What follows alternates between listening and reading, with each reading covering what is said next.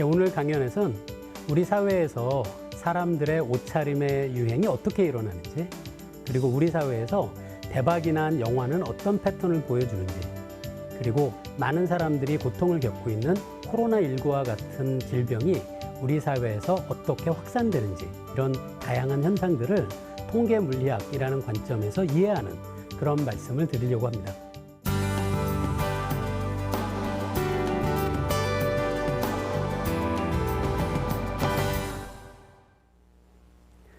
안녕하세요. 저는 성균관대학교 물리학과에 있는 김범준 교수입니다.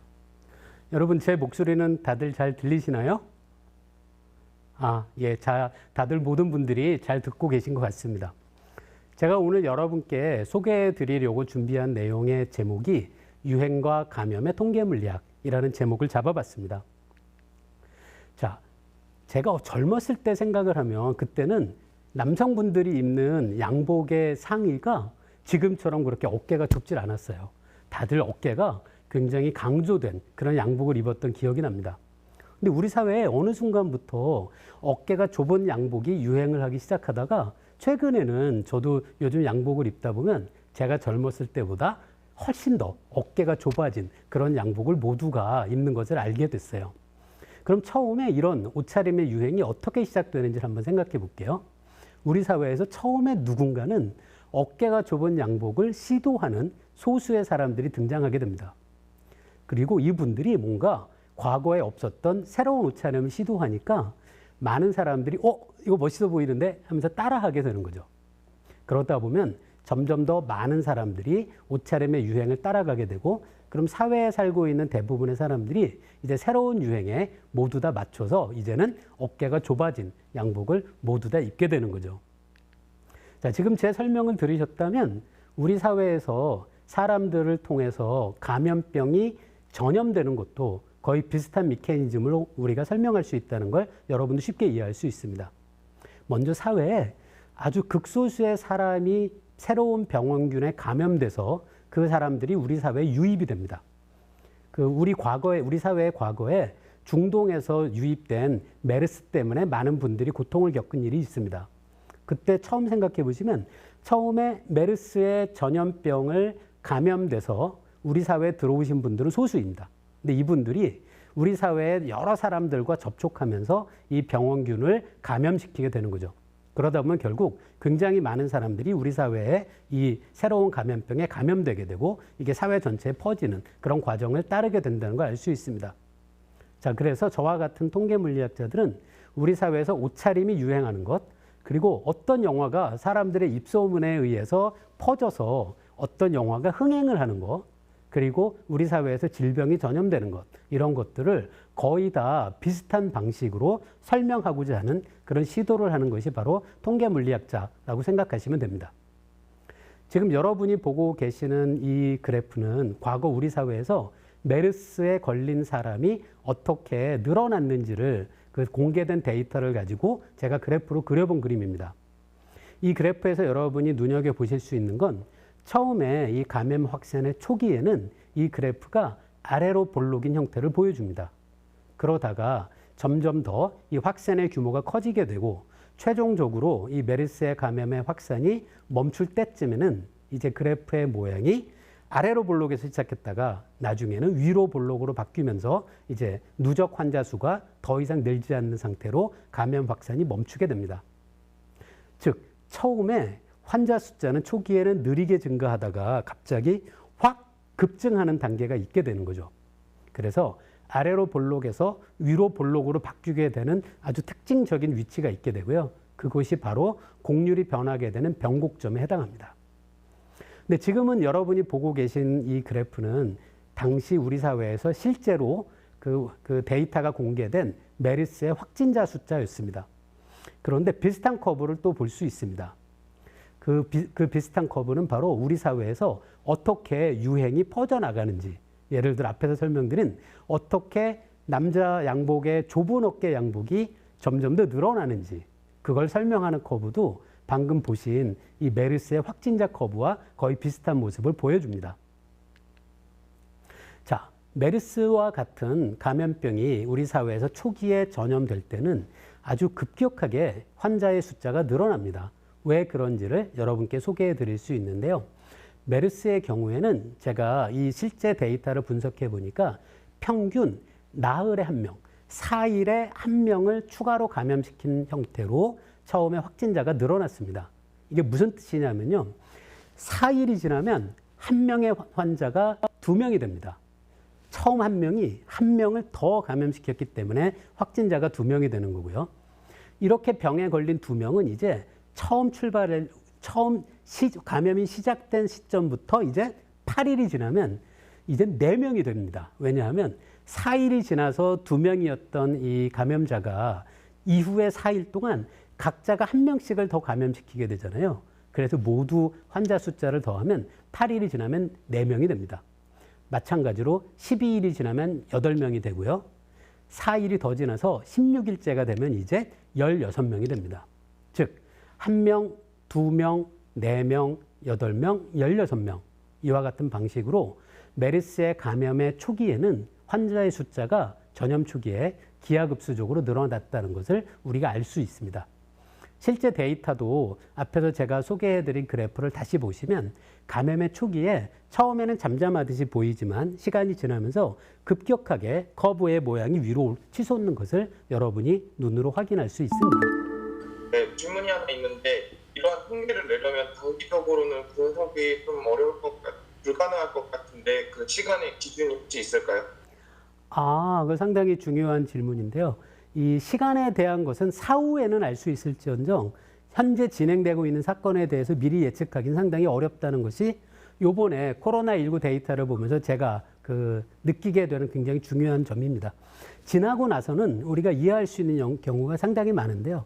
지금 현재 코로나 같은 경우도 아마 다들 동의하시겠지만 우리나라에서 방역의 노력을 철저히 한다고 해서 우리나라의 확진자 증가를 완벽하게 멈추는 것이 불가능한 상황입니다.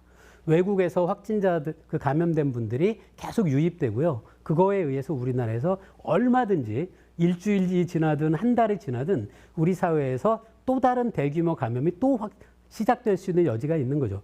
그래서 미래를 예측한다는 것은 저는 아주 어려운 일이라고 생각하는데요. 그럼에도 불구하고 지금까지의 과거부터 지금까지 어떤 일이 벌어지고 있는지는 이해할 수 있는 거죠. 아마 그래서 제 생각에는 지금 이 코로나19의 확산이 모두 멈춘 어떤 미래 시점에는 많은 과학자들이 축적된 모든 과거의 데이터를 모아서 이제 각 여러 나라들을 비교 분석하는 그런 연구가 굉장히 활발하게 진행되어야 한다고 저는 생각합니다. 그런 여러 나라의 비교를 통해서 각국의 방역 정책의 성공의 여부, 그리고 그 방역 정책을 시행하려면 언제 했어야 될지 그런 것들에 대한 여러 정보를 모은다면 이제 미래에 다시 우리에게 다가올 이제 그 부분을 많은 분들이 감염병 X라고 부릅니다. 미래에 올 감염병 X에 대비하기 위해서 상당히 중요한 분석의 어떤 방법이라고 생각할 수 있다는 것이 제 입장입니다. 자, 한편 이제 제가 여러분께 소개해 드리고 싶은 것은 이젠 감염병의 확산이 아닌 다른 문제인데요. 바로 영화에 대한 이야기입니다. 우리나라의 영화진흥위원회라는 곳의 홈페이지를 가보시면 그 홈페이지에서 여러분이 우리나라에서 과거에 개봉했던 영화들에 대한 데이터를 누구나 모두 다 내려받을 수가 있습니다. 그래서 제가 내려받은 데이터가 관객이 100명보다 더 많았던 6,495편의 영화 데이터를 내려받아서 그것을 한번 분석을 해본 연구를 한 적이 있습니다.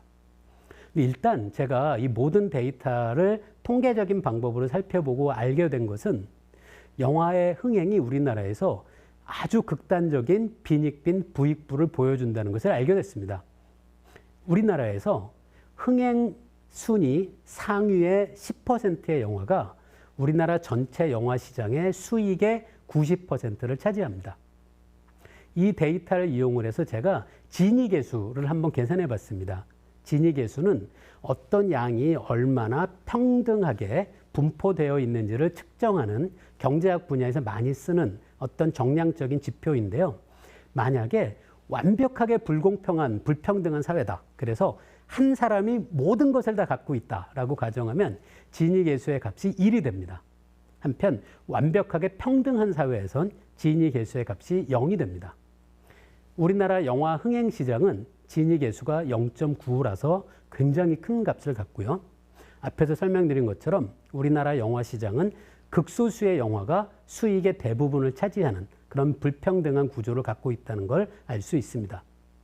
또 여러분이 비교해 보실 수 있는 숫자로 제가 계산해 본 것이 우리나라 사람들의 소득의 진입 개수도 계산해 본 적이 있는데요. 우리나라 사람들의 소득 진입 개수는 0.3입니다. 영화 흥행보다는 굉장히 작은 값인 거죠. 자, 이제 여러분이 보고 계시는 그래프는 매일매일 시간이 지나면서 영화 흥행 상위 10개 영화에 대해서 관람객의 숫자가 어떻게 늘어났는지 제가 그래프로 그려본 것입니다. 이 여러분이 보고 계시는 그래프의 안에 있는 작은 그래프는 앞에서 여러분이 보신 우리나라의 메르스 감염대의 환자 수 증가 그래프입니다. 이 두 그래프를 비교해 보시면 초기에 큰 차이가 있는 걸 알 수 있습니다. 우리나라 메르스 감염 때는 처음에는 환자 수가 급격히 늘지 않다가 갑자기 위로 솟구치는 지수함수적으로 기하급수적으로 급격히 초기에 늘어나는 단계가 있는데요. 우리나라 영화 흥행은 그런 초기 단계의 모습이 보이지 않고 개봉 이후에 상당한 기간 동안 직선을 따라서 어떤 선형의 형태로 관람객 수가 늘었다는 걸 볼 수 있습니다. 자, 지금 보고 계시는 그래프는 제가 왼쪽 그래프는 매일매일 하루에 몇 명의 신규 환자가 발생했는지를 그래프로 그린 겁니다. 보시면 처음에는 신규 환자가 많지 않아요. 그러다가 시간이 지나면서 신규 환자 수가 급격히 늘어나고요. 그러다가 다시 줄어드는 형태를 보여줍니다. 한편 여러분이 오른쪽에 보고 계시는 그래프가 바로 우리나라 영화 관람객 수입니다. 매일매일의 영화 관람객 수를 보면 영화 개봉 초기에 최대값을 갖습니다. 그리고 시간이 늘어나면서 점점 매일 그 영화를 보는 관람객의 숫자가 꾸준히 줄어드는 모습을 볼 수 있습니다. 여러분도 이 그래프를 보시면 일주일의 간격으로 반복되는 모습을 볼 수 있습니다. 당연히 사람들이 주말에 영화를 많이 보기 때문인 거죠. 그래서 매일매일은 변하지만 전반적인 추세를 보면 우리나라 영화 관람객 수는 개봉 첫날 가장 많고요. 그리고 꾸준히 줄어드는 모습을 보여줍니다. 즉, 영화와 감염병의 확산이 굉장히 다른 패턴을 보여준다는 것이 중요합니다. 그럼 이게 무슨 뜻일지 여러분과 함께 생각해 보겠습니다. 감염병은 처음에 그 병에 걸린 사람의 숫자가 많지 않습니다. 그리고 병에 걸린 사람들이 주변의 다른 사람에게 병을 옮기는 과정을 통해서 병에 걸린 사람의 숫자가 늘어나는 거죠. 영화를 본 사람이 이 영화 정말 마음에 들어. 그러면서 친구에게 추천하는 과정을 통해서 영화의 관람객 수가 늘어나는 것이 아니라는 뜻입니다. 그럼 이건 무슨 뜻일까요? 우리나라에서 대박 영화의 흥행은 사람들의 입소문에 의한 것이 아닙니다. 즉, 우리나라의 대박 영화의 초기 패턴은 많은 예산이 투입된 초기 마케팅과 광고의 효과가 아닐까라는 생각을 해볼 수가 있습니다. 자, 다음에는 지금 많은 분들이 걱정하고 계신 코로나19에 대한 이야기를 여러분께 소개해 드리고자 합니다. 지금 보고 계신 그래프는 중국, 우리나라, 대만, 그리고 오스트리아의 경우에 지금 현재 확진자의 숫자가 어떻게 변해가고 있는지를 그래프로 그려본 것인데요. 어느 정도 성공적인 방역을 한 나라들은 앞에서 여러분이 메르스 때의 환자 수 변화 그래프와 비슷하게 어떤 S자 형태의 모습을 여러분이 확인할 수 있습니다. 그런데 S자라는 것은 비슷하지만 커브의 구체적인 그 모습은 나라마다 사정이 다르다 보니까 나라마다 그 명확한 차이가 존재하기도 합니다. 지금 보고 계시는 그래프는 이탈리아, 미국, 러시아, 그리고 전 세계의 코로나19의 확진자 숫자가 어떻게 시간에 따라서 변했는지를 보여주는 그런 그래프입니다. 자, 제가 이런 그래프를 그려보는 것이 중요하다라고 생각하는 이유가 있는데요. 누구라도 어떤 사전 지식이 아무것도 없는 사람이라고 하더라도 이렇게 그래프의 형태로 데이터를 표현하면 직관적으로 각 나라가 현재 어떤 상태인지를 우리가 파악하는데 큰 도움을 받을 수 있습니다. 예를 들어 이태리는 처음 초기에는 큰 고생을 했고 어느 정도 확산이 멈추는 시점에 도달했다가 다시 두 번째 대규모 확산이 시작되는 것을 알 수 있습니다. 한편 미국은 첫 번째 확산이 멈추기도 전에 두 번째 확산이 대규모로 시작된 그런 나라라는 걸 알 수 있죠. 하지만 미국은 9월 11일 당시의 이 그래프의 모습을 보시면 최악의 상황에선 벗어나고 있는 걸 알 수 있습니다. 미국의 후반기에는 확진자 증가 그래프가 이제 위로 볼록인 형태로 바뀐 것을 여러분이 확인할 수 있기 때문인 거죠. 러시아는 딱 한 번에 대규모 확산이 있는 형태를 보여주고요. 전 세계의 데이터가 제가 큰 걱정을 하고 있는 이유인데요. 전 세계 데이터를 보면 처음부터 지금까지 아래로 볼록인 모습에서 벗어나지 못하고 있습니다. 즉, 전 세계의 확진자 규모를 보면 앞으로도 많은 나라들이 한동안 큰 고통을 겪을 것을 예상할 수 있는 거죠. 질문 있습니다. 예. 안녕하십니까. 한림대학교 디지털 미디어 콘텐츠 전공 17학번 김수범입니다. 이러한 패턴 분석을 활용한다면 어떤 곳에 적용할 수 있는 건가요? 이런 패턴 분석의 유용성은 현재 우리가 어떤 상황에 있는지를 파악하는 데 도움이 됩니다. 무엇이라도 유행하는 음악이든 아니면 사람들이 많이 보는 영화든 이런 것들을 이런 방식으로 분석하면 그 유행 혹은 그 대박난 영화의 흥행을 이끄는 가장 중요한 요인이 무엇일까라는 것을 찾아낼 수도 있는 거죠. 그럼 우리나라 코로나19는 어떨까요? 우리나라 코로나19의 감염 확산은 상당히 복잡한 커브 모양을 지금까지 보여줘 왔습니다. 우리나라 그래프에서 방금 보여드린 그래프를 Y축, 이 세로축을 일종의 로그 스케일로 바꿔서 그리는 것이 도움이 될 때가 있는데요. 지금 이 그래프를 보시면 말씀드린 것처럼 5번의 S자가 있었다는 것을 확인할 수 있고요. 그런데 여기서 각각의 S자의 초기에 얼마나 확진자가 빨리 늘었는지는 지금 여러분이 보고 계시는 그래프에서 초기의 기울기로 우리가 판단할 수 있습니다. 처음에 31번 환자 때까지의 확진자 증가는 상당히 급격했고요. 이어서 대구 경북 지역에서의 대규모 확산이 이어집니다. 그것도 굉장히 가파른 기울기로 이 확진자 숫자가 늘어난 걸 볼 수 있습니다. 그런데 세 번째, 네 번째의 확산은 규모도 작았을 뿐더러 초기의 기울기가 상당히 기울기가 줄어든 것을 볼 수 있습니다. 저는 이것이 우리나라의 보건당국이 감염 확산을 막는 노력에 대해서 그 노력을 더 강하게 했을 수도 있고요. 감염 확산을 막는 방법을 더 체계적으로 발견해서 실행한 어떤 흔적으로 볼 수도 있지 않을까 그런 생각을 할 수 있습니다. 자, 저는 이와 같이 통계 물리학이라는 어떤 공통된 관점을 가지고 옷차림의 유행, 영화의 흥행, 그리고 우리 사회에서 감염병이 확산되는 문제, 그런 것들을 모두 다 비슷한 유형의 확산의 문제로 볼 수 있다라고 생각하는 그런 통계 물리학자입니다. 그 앞에서 보여드린 이 수학적인 형태로 적은 S자 형태를 이용해서 미래를 예측한다라고 하는 것은 커다란 한계가 있습니다. 과거에서 현재까지의 패턴이 오늘부터 미래까지도 계속 성립할까라는 것은 우리가 증명할 수 없는 문제죠. 그래서 현실에선 얼마든지 이 패턴이 바뀔 수가 있습니다.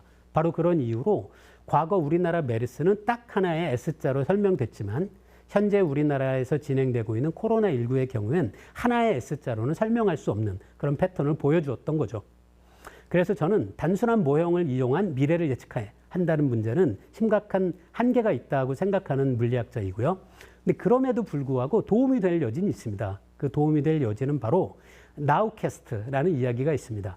미래에 대한 얘기가 아니라 현재를 예측한다라는 그런 뜻이죠. 즉, 과거에서 오늘 이 순간까지 우리나라에서 확산이 어떤 방식으로 진행되고 있는지를 이와 같은 수학적 모형을 통하면 정량적으로 우리가 더 잘 이해할 수 있는 그런 여지는 분명히 있습니다.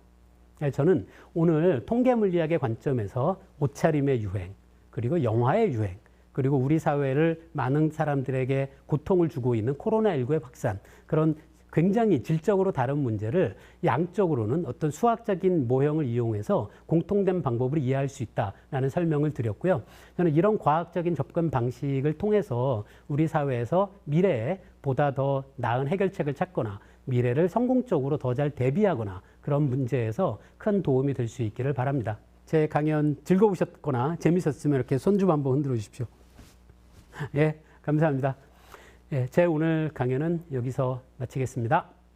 감사합니다.